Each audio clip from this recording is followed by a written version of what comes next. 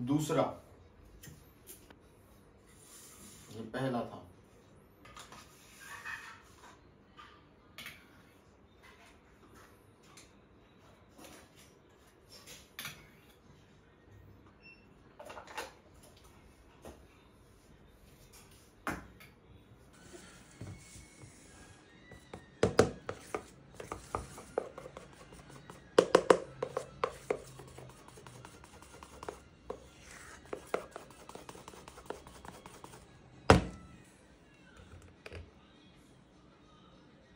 Hi guys, स्वागत है आपका एक नए व्लॉग में। आज लेग डे है तो उसकी प्रिपरेशन अभी से चालू हो रही है। मैं थोड़ा सा ज्यादा खा रहा हूँ। मैं अभी जो दूसरी मील लूंगा उसमें भी थोड़ा सा ज्यादा खाऊंगा, बिकॉज लोअर बॉडी एक बड़ा मसल है, वो एनर्जी थोड़ा सा ज्यादा डिमांड करता है। आपका माइंडसेट थोड़ा सा वो ज्यादा डिमांड करता है, तो जाके आप प्रॉपर माइंड मसल कनेक्शन बना के अच्छे से फटीक दे पाते हो। अब ये देखो, ये बोल कितना बढ़िया दिख रहा है। इसमें 200 ग्राम के आसपास योगर्ट है और 1 स्कूप वे प्रोटीन है।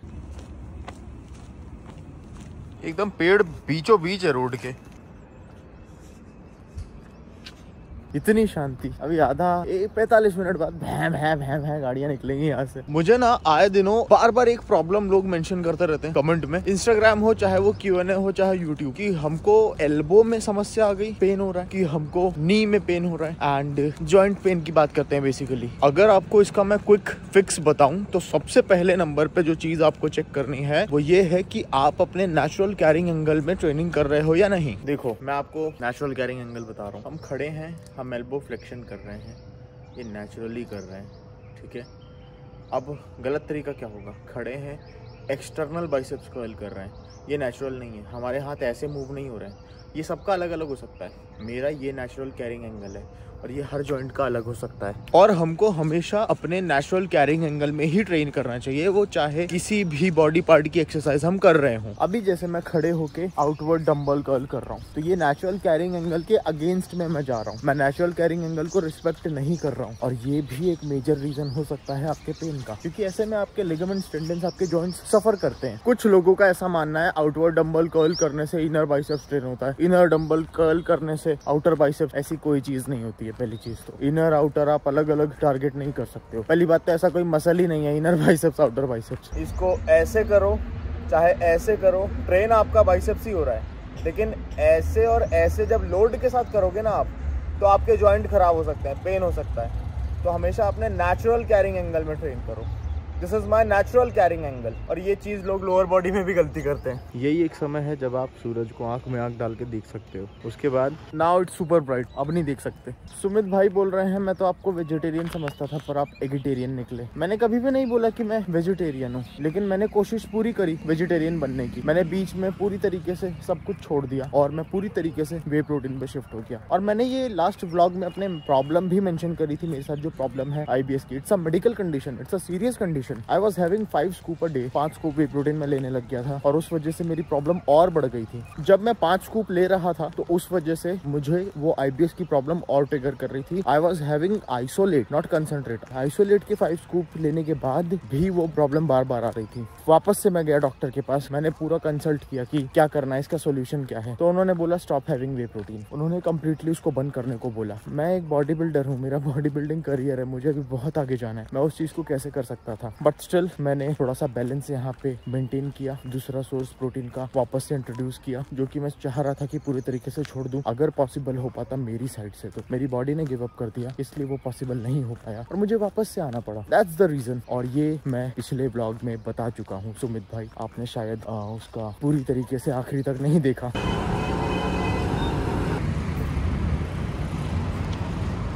अंकल मुझे रोज दिखते हैं रनिंग करते और इनके काफ मसल देखो, देख रहे हो। लोग जेनेटिकली ब्लेस्ड होते हैं बहुत ज्यादा, तो कभी भी किसी से खुद का कंपैरिजन मत करो। कोई किसी चीज में आगे हो सकता है तो कोई किसी चीज में आगे हो सकता है। कोई यहाँ से मजबूत हो सकता है तो कोई यहाँ से मजबूत हो सकता है, कोई दोनों में ही मजबूत हो सकता है। तो कोई कमी है अगर आप में, तो उसको इम्प्रूव आप कर सकते हो, उसमें ज्यादा मेहनत करके, उसमें इतना ज्यादा हार्ड वर्क करके कि किसी जेनेटिकली ब्लेस्ड इंसान को आप पीछे छोड़ दो। ये बिल्कुल पॉसिबल है। तो पुश करते रहो खुद को, लगातार बोलो कि मैं बीट करूंगा सारे दुनिया जहां को, जो भी मेरे से आगे। ऐसा लगातार बोलते रहो अपने आप को। आज मैंने rice 80 gram and 4 whole eggs लिए हैं और पपीता। आप मेरे को इसके अलावा कुछ ज्यादा खाते देखोगे नहीं, यही मेरी मील है, क्योंकि इसके अलावा मैं कुछ अफोर्ड नहीं कर सकता हूँ। मेरा डाइजेस्टिव सिस्टम उसको अफोर्ड नहीं करेगा, एक्सेप्ट नहीं करेगा और मुझे समस्या होगी। तो मैं पिछले 3 दिन से अपनी मील्स भी शेयर कर रहा हूँ, क्योंकि कमेंट्स में पूछा गया था, तो मैं यही खा रहा हूँ और यही खाता रहूंगा आखिरी सांस तक। तो ये मैं डाल रहा हूँ आज यूनिवेद का elite drink mix 320। This is not sponsored video और मैं आपको रिकमेंड भी नहीं कर रहा हूँ कि इसको खरीदो। और ये 1 लीटर के बॉटल में, मतलब 1 लीटर पानी में ये पूरा डलता है एक बार में। अब इसको आपको पूरे जिम के सेशन में धीरे धीरे सिप कर करके पीना रहेगा। भाई इधर उधर मत गिर जाना, ये तो मम्मी सिप कर जाएंगी, लाते ही लाते पड़ेंगी। हो गया है क्या? खत्म हो गया है। अब मेरा सेशन फुल ऑफ एनर्जी होगा इस बार का। आज लेग डे है। ये है इसके इंग्रेडिएंट्स। 320 इसमें KCL एनर्जी मिल रही है। शुगर 46 ग्राम है। टोटल कार्बोहाइड्रेट 80 है। उसके बाद chloride, sodium, potassium. Apart from that इसमें कैफीन भी मिलता है थोड़ा थोड़ा, I guess. By 100 mg caffeine भी है। ये कैसे मैं भूल सकता हूँ। लगभग 100 mg के अराउंड कैफीन इसमें मिल जाएगा। उस पर मैंने पढ़वाया था ना, तो मैं आज प्री वर्कआउट नहीं ले रहा हूँ। आप ये मेक श्योर करके चलो कि 200 mg से ज्यादा दिन भर का आपका कैफीन ना हो, अदरवाइज ये प्रॉब्लम हो सकती है। आपको थोड़ा बहुत पेन हो सकता है इधर दिमाग में। मेरे केस में ऐसा होता है। मैं जब भी ऐसा करता हूँ कि मैंने प्री वर्कआउट भी ले लिया, उस दिन मैंने थोड़ी सी कॉफी भी पी ली है, तो उस केस में थोड़ा सा दर्द होता है, शायद ब्लड प्रेशर बढ़ जाने की वजह से। दूसरे रीजन भी हो सकते हैं। अगर आपको ऐसा होता है तो इसको थोड़ा सा कम कर दो। तो इसमें हमको 100 mg मिल जाएगा आज। प्लस ये जो चीज है ये एक कंटिन्यूसली, इसमें कार्बोहाइड्रेट भी है, तो एक कंटिन्यूसली आपको एनर्जी सोर्स आपको लगातार मिलता रहेगा थ्रू आउट द वर्कआउट। पहला वार्म अप सेट।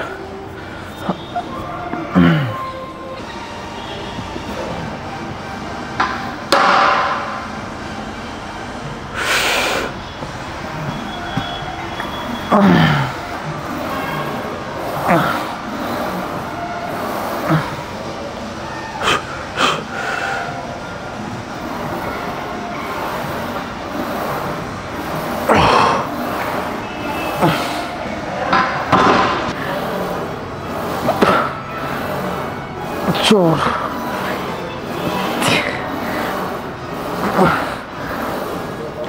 15।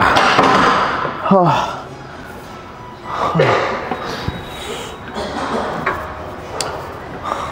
तो हमको जब भी हम कोई सी भी एक्सरसाइज कर रहे हैं, वो जो रेप्स का एग्जीक्यूशन है उसको थोड़ा सा कंट्रोल रखो। अदरवाइज यहाँ पे फिजिक्स का एक कॉन्सेप्ट अप्लाई हो जाता है, इनर्शियल इफेक्ट, जिसकी वजह से वही सेम वेट किसी रेंज में आपको, मान लो 70 किलो है, वो किसी रेंज में आपको 120 का फोर्स देगा, किसी रेंज में आपको 50 का।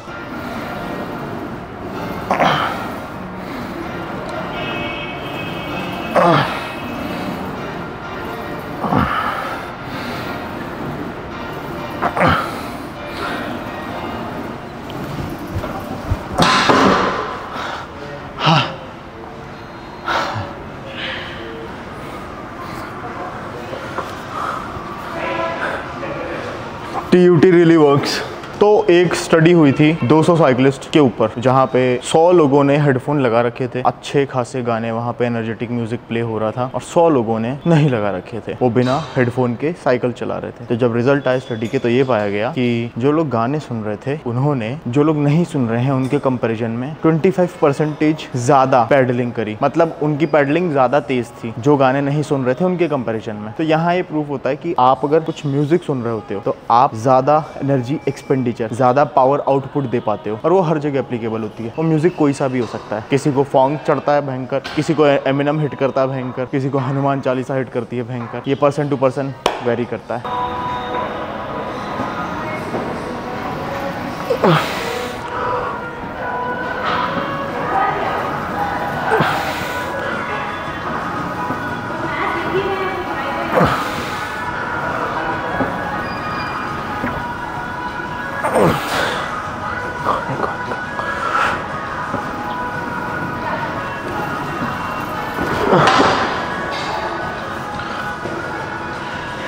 एक चीज और, जितना ज्यादा आप स्लोली रेप्स को एग्जीक्यूट करोगे, नंबर ऑफ रेप्स उतने कम हो जाएंगे, पर वो क्वालिटी रेप्स होंगे। लास्ट टाइम जो वेट था वो 5 प्लेट थे, और जो आखिरी प्लेट थी वो 10 की थी, और फिर 2.5 की लगाई थी हमने, मुझे याद है। नो 5 की लगाई थी, फिर 2.5 की लगाई थी। 5 प्लेट के ऊपर एक 5 की प्लेट और एक 2.5 की प्लेट। आज हमने सीधे ही 15 ऐड कर लिया, मतलब इंक्रीमेंट है 7.5 किलो का। स्लो करेंगे, भले 4 रेप आए, और इसके बाद दूसरा मेन सेट।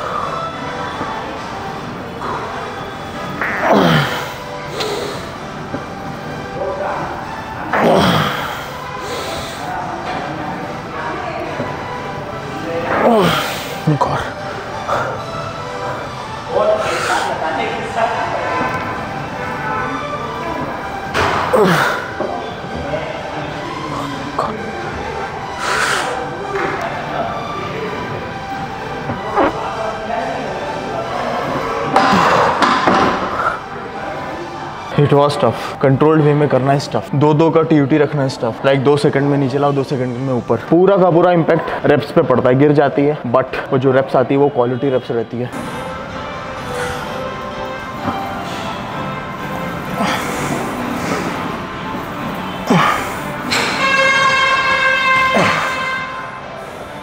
दोबारा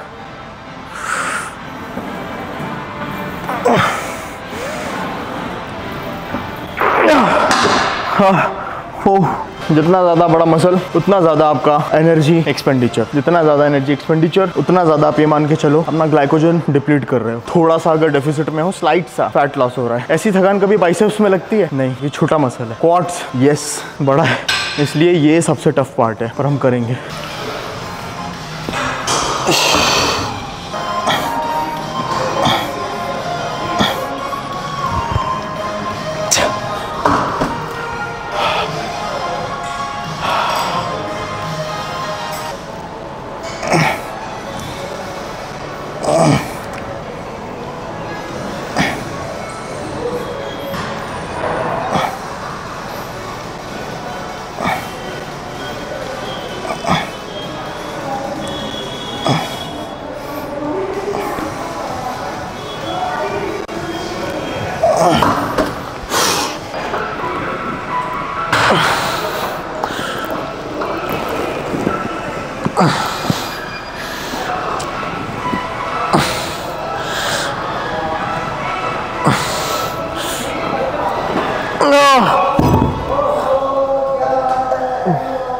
हो बाप रे। अब जो सेट्स हैं वो इजी लगेंगे क्योंकि पहले ही हैवी ले लिया है। आप 40 और 35 पर गैप ज़्यादा बढ़ा देंगे अगले सेट के बीच में। आप कोई सी भी हिप एक्सटेंशन एक्सरसाइज करो, आपकी पूरी की पूरी लगभग पूरी तो नहीं बोलेंगे, बहुत सारे मसल्स पोस्टीरियर चेन के एंगेज हो जाते हैं। जैसे अभी मैं हाइपर एक्सटेंशन कर रहा हूँ तो मेरे यहाँ पे लैट्स भी एंगेज हो रहे हैं, लोअर बैक भी एंगेज हो रहा है, अपर बैक तक पे टेंशन है, हैमस्ट्रिंग पे भी टेंशन है, ग्लूट्स तो खैर ट्रेन ही हो रहे हैं। फिर चाहे आप कन्वेंशनल डेडलिफ्ट करो, सूमो करो, हाइपर एक्सटेंशन करो, आपके मसल्स को नहीं पता होता है कि किस एक्सरसाइज से ये बैक एक्सटेंशन हो रहा है या फिर किस एक्सरसाइज से आपके पोस्टीरियर चेन पे स्टिमुलस क्रिएट हो रहा है, उसको नहीं पता होता है। तो आपके पास अगर वेट कम है या फिर ऐसे आइसोलेटेड एरिया में रह रहे हो जहाँ पे जिम एक्सेस नहीं है या फिर जिम एक्सेस ही नहीं है, आप जाना ही नहीं चाहते हो, तो घर पे भी आप ये सारी चीजें कर सकते हो। बस आपको थोड़ी सी रेप रेंज इंक्रीज करनी पड़ेगी, शायद 20-25 रेप रेंज के बीच में आपको ट्रेन करना पड़े वो सिमिलर अमाउंट ऑफ स्टिमुलस देने के लिए। Last set.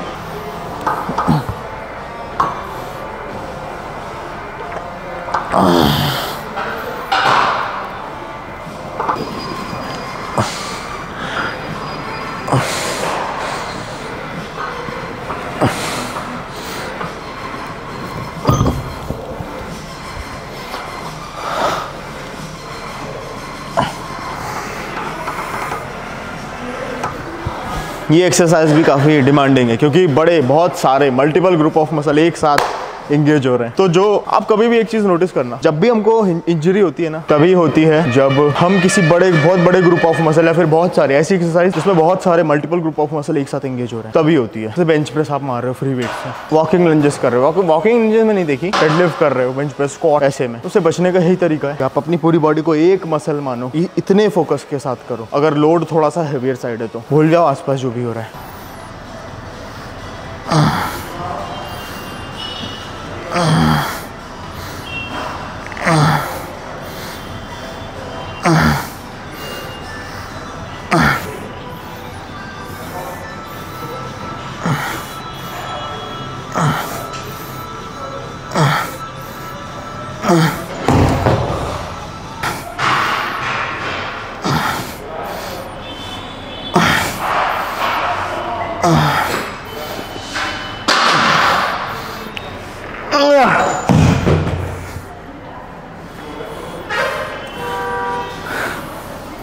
एक तो पहले से स्टेबिलिटी चाहिए, आपकी बॉडी में थोड़ी बहुत स्टेबिलिटी होनी चाहिए इसको सही से एग्जीक्यूट करने के लिए, और वो है तो बॉडी वेट से, उसके बाद डंबल वेट से, जैसे जैसे स्ट्रेंथ बढ़ती है प्रोग्रेशन करो, आपकी स्टेबिलिटी बहुत हद तक बढ़ा देगी ये एक्सरसाइज।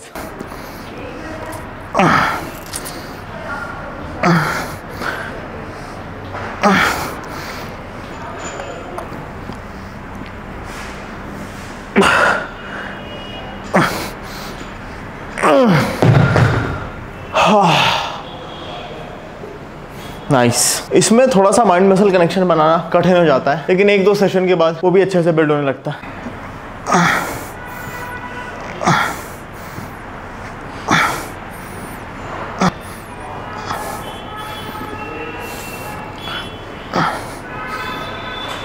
ये थोड़ा सा ये सीट अगर नीचे हो जाती है तो यहाँ पे रेंज ऑफ मोशन आपकी इम्प्रूव हो जाती है। अब रेंज ऑफ मोशन से एक मेरे को रील का टॉपिक याद आ गया, जो कि आज मैं बनाऊंगा।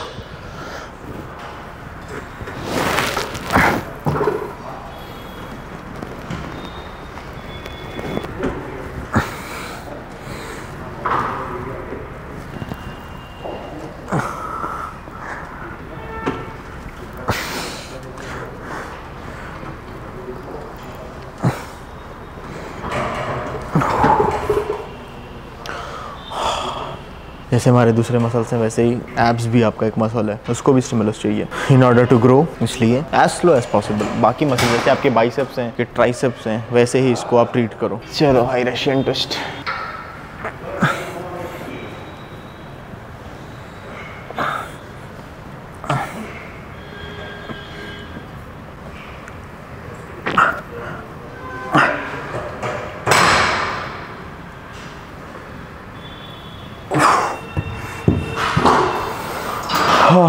ये जो ड्रिंक पिया ना मैंने यूनिवेद का आज आने से पहले, ये उसमें कार्ब तो हैं, उससे पेट थोड़ा सा भरा भरा सा लग रहा है। अब नहीं लूंगा यार।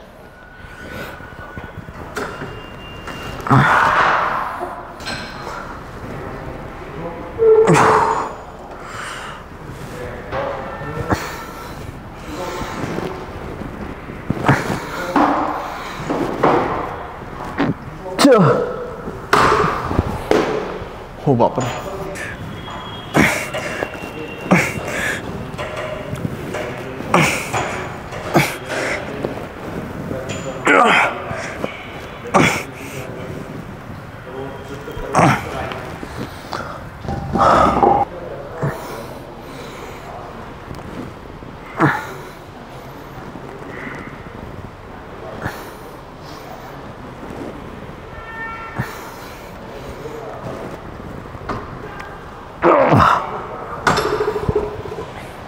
बीस रेप मैं इसलिए बोल देता हूँ क्योंकि मैं पूरे रेप्स नहीं दिखाता हूँ, थोड़ा सा वीडियो कट जाता है शुरू का, अदरवाइज आप लोग देखते देखते बोर हो जाओगे या फिर आप लोग खुद ही स्किप कर दोगे। तो इसलिए मैं आखिर में बोलता हूँ कि इतने रेप्स लिए हैं, और पूरे के पूरे इसमें जो 20 रेप्स आए हैं वो इसी टेम्पो के साथ आए हैं, और वो तभी पॉसिबल हो पाया जब मैंने यहाँ पे वेट कम लिया है। हैवी वेट में फिर रेप्स या तो कम होते या तो फिर मुझे बॉडी को हिलाना पड़ता, मोमेंटम का सहारा लेना पड़ता, वो गलत होता।